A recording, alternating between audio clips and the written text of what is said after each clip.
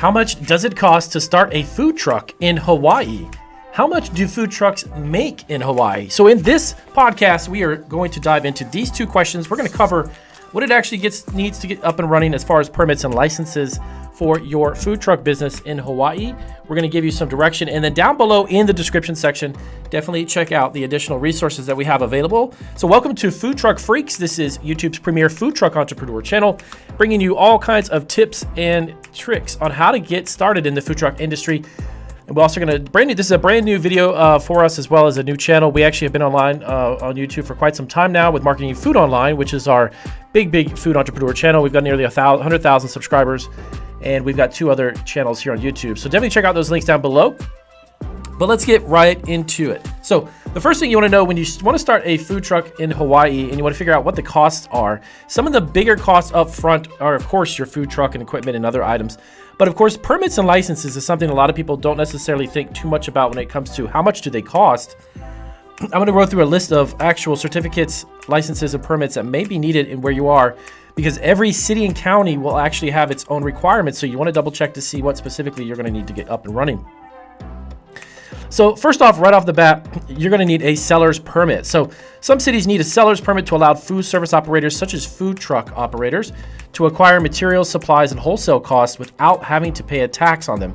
So you got to understand one thing: when you start to buy ingredients and you're buying plates and everything else, small wares, whatever it may be that you're looking for to serve your product, make sure that you're not paying taxes twice. Because when you buy them as ingredients, you don't need to be paying sales tax, because you're going to collect the sales tax and remit that to the state when you sell the product to your customer directly. So basically what you're trying to do is not ensure that you're being taxed twice on it. The tax would actually be collected when the product is sold to the buyer, okay? So to find out if a seller's permit is required for your state or how to apply for one, check out your state website, the government website, Hawaii. Actually, I'll have those links, by the way. I'll have them set up down below the description to make it easy for you to go right to the state of Hawaii's website.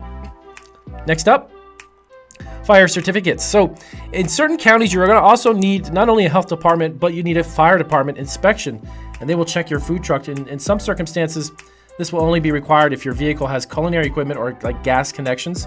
And what they're looking for is to make sure that everything is installed correctly, everything is working and functioning correctly, there's no electrical issues, because of course, the food truck the actual truck itself is your business.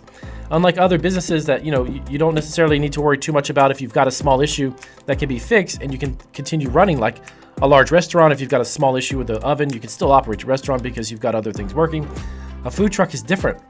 You've actually got quite a few pieces of equipment on there that can actually hinder you from making any money. So be sure to double check that as well. So fire certificates with a fire inspection. Next up, parking permits. You may also actually need to get a parking permit specifically for your food truck. Reason being is that cities and counties do not want you to randomly park anywhere you want to go. You need to have that permit, and in some cases that permit is temporary. Aside from having it either every month or even 6 months, some counties actually make sure that you have it for the entire year, and you can purchase it, and they give you a list of where you can and can't park, and then you're good to go. Some actually do it just based upon each month or bi-monthly too. So check with your local county clerk to see whether parking permits are required in the specific locations where you want to serve your food. Some streets may be completely off limits to food trucks, so keep that in mind, all right? Or they may actually have restricted time of day too. So some areas, they allow you to actually park your food truck, but they're gonna say, hey, you know what, Damien, you can do it during this time of the day on this certain day, and it's okay. So other cities have set dates for food trucks to decrease traffic and to stagger the appearance on the street to make sure that it's not something that's gonna block up the throughway, okay? Now, during business hours, your parking permit will tell you where and, of course, when you can park your food truck, and will also tell you if you may park your vehicle on the street overnight. Now, a lot of times you can't necessarily do that only because of the fact that you probably don't want to do that. You need to be either connected to a commissary kitchen where you can securely lock up your truck, but you don't want to necessarily be leaving it on a street or street corner overnight because of potential vandalism and that kind of thing. So you definitely want to make sure that you don't do that. Next up is a commissary letter of agreement. So if you're required to actually have a commissary, or a commercial kitchen as it's known, a lot of cities and counties will require this as well, that you're going to need to be connected in a sense to a commissary kitchen. So before you head out for the day in the food truck, you want to make sure that you're required to have all your supplies, your prepared meals, and all that done in a commissary kitchen, they normally will not allow you to do it on the actual food truck itself. If that's the case, you could also require basically a commissary letter of agreement, which is a signed document between you and the commissary kitchen owner or the commercial kitchen that confirms that you have access to that facility and those services that you're allowed to use on the site. So that's also, in some cases, documentation you need to have on your food truck, okay? Food truck, to make sure that you've got it if you have to show that at any point in time. So the commissary will give you the area that you'll need to actually cook, get fresh water, trash collection, food storage, and all that other good stuff. That's what commissary kitchens will provide for food trucks. Now, most states require this for food trucks particularly, which is interesting because a lot of restaurants and other places don't necessarily need this. But a standard operating procedure document, it's called SOP. So although it's kind of uncommon in most cities and counties, some actually may require food truck operators to submit a standard operating procedures paper. It's a document, basically, it's open to the public, in essence, is what it is. This document should basically detail the steps of you and your team using a complete job, basically step-by-step procedures on how you prepare the food and make it and serve it. You'll need to detail the step-by-step instructions on how each of the items are made, sterilizing equipment, the procedures for locking up the food truck. The one way to make a food truck successful, doesn't matter if you're in Hawaii or any state for that matter, make sure that you have a procedural manual set forth so everybody knows what they're supposed to be doing, how things are supposed to be cleaned, how do we lock them up. That's going to help make your food truck run more efficiently instead of just sporadically making food and randomly cleaning things and then locking a food truck up wherever you may do that. That's not really a good way to run the business, okay? And when you hire people and you have new employees, make sure you train them and they understand what you expect of them, because there may be a time actually when you're not going to be on the food truck on a certain weekend or day, and you may actually end up having your team run the food truck without you. And if they know what's expected and you have a procedural manual, an SOP, that's going to be really beneficial for your business, okay? Next up, you may actually also need to get what's known as a special event permit. This is known as a vending permit and is a temporary authorization that permits you to sell food at a specific area during an event. Most athletic events, festivals, concerts will have an event planner, somebody who's in charge of it, who can tell you about many kinds of permissions and sorts of requirements and licensing you'll need. Check with that event specialist or the event person that's overseeing it, because in some situations you'll have to have that. And again, it's another expense, it's another cost of doing business in Hawaii. Excuse me. So next up, you got, what permits do I need to open a food truck? So this is an additional one to do business with. You got to have a business license. I mean, just in general. And that's kind of a no-brainer, but you need to make sure you get it from the state. A food truck business license might cost anywhere from like about $50 to $500, depending on the city and the application fees that are required for you to operate there. Make sure you're aware of your license expiration date as well. How to renew it, because in some cases it's done annually, and if you don't renew it, and this is actually something we ran into when we first started our food business online, I had forgot about it and it lapsed, and it ended up costing us an additional fine, which was not good. So you want to make sure that you know the expiration date and renew it prior to that expiration date. Some cities will only issue a limited number of mobile food vendor permits, putting you in what's known as a lottery. This is something really unique. A lot of states do this because they don't want to clutter up the streets with so many trucks. They have to limit it. So be aware whether or not you might be put into a lottery, and make sure you apply for that as soon as possible. Next up, your EIN. So how much does it cost to start a food truck in Hawaii? Well, this is actually one that doesn't cost you anything, which is a good thing. You actually can get this from the IRS. EIN is an employer identification number. Okay, it's often known as like EIN or even like a social security number for your business. So it's a federal tax identification number used to establish your business with the IRS. It basically enables you to register your business with a bank account, get credit cards, you can hire employees with an EIN, and so on. So you want to make sure you get that as soon as possible. The IRS will provide you with an employer identification number for absolutely free when you apply online. You can also do it by mail if you wanted to do it that way as well. Now next up, this is a kind of another no-brainer, but a lot of food truck owners overlook this, and it can cause you serious problems. It's a valid driver's license, and I don't mean for just you. If you have employees that are driving your truck on behalf of your business and they have an expired driver's license, guess what? Your food truck can get a serious fine, and the one driving can get a ticket, and it causes a huge problem for your business. Because keep in mind, your food truck is it's a restaurant on wheels. And if any issues go wrong with that or delay it from being out and circulating and making money for you, well, then you're losing money. Make sure your employees have a valid driver's license as well, and they're up to speed and they know how to drive the vehicle and all of that good stuff. But you definitely need to make sure that they have a valid, legitimate license. All right, so the next one up is a food handler's permit. So those who finish food handler's training and or like a food safety course are awarded what's known as a food handler's permit, sometimes known as a food handler's license, or even passes as a food management certificate. There's a variation of different names for it.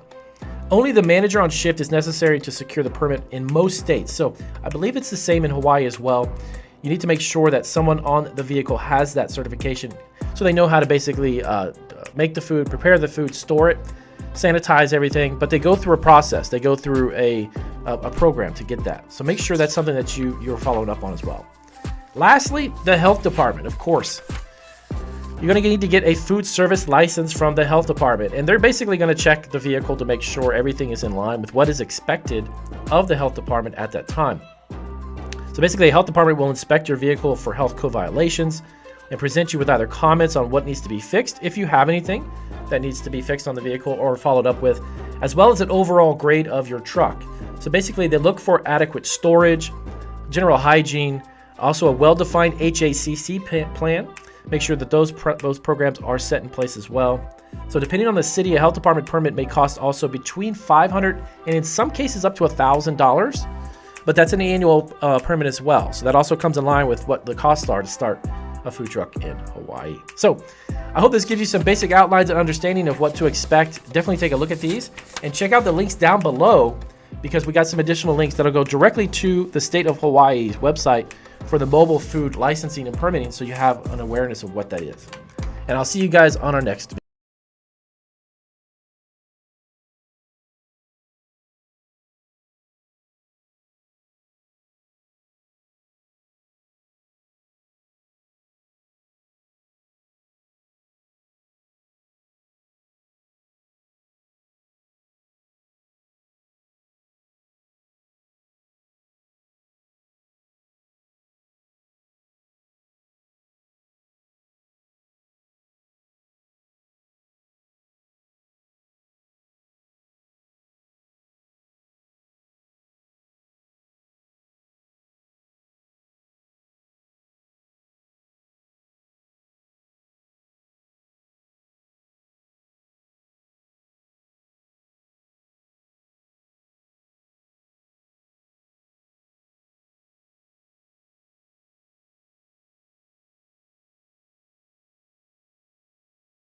So make sure that you definitely apply for that. The IRS will not charge you for that at all.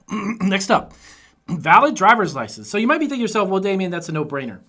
Obviously, a valid driver's license. Well, technically, it's not, because a lot of food truck owners end up actually having one or two employees, right?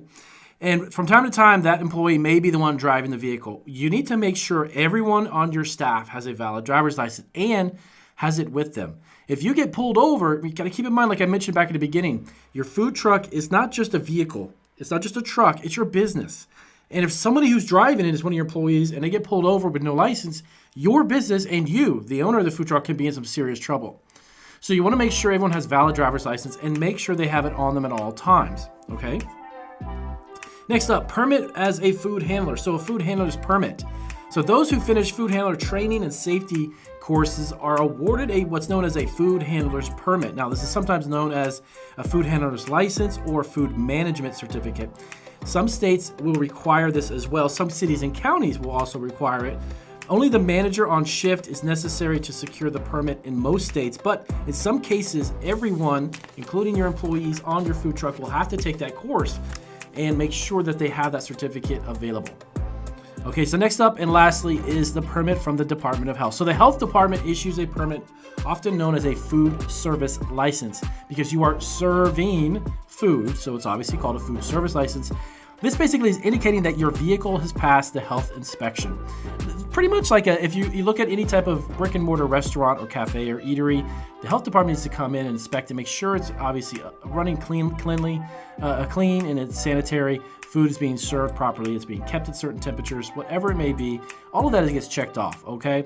Depending on the city itself, health department permits may cost anywhere from about you're looking at about $50 up to, I've heard, even $1,000 annually. Depends on the actual city and county and what they decide to do. Okay, so that is all in all what you need to know and expect when it comes to starting a food truck in Michigan. If you have any questions about starting a food truck, let us know down in the comments. We'd love to create some content. We're building this channel up, so we'd love to create videos to help you guys out. And also check out the links to our other YouTube channels for other food entrepreneur endeavors.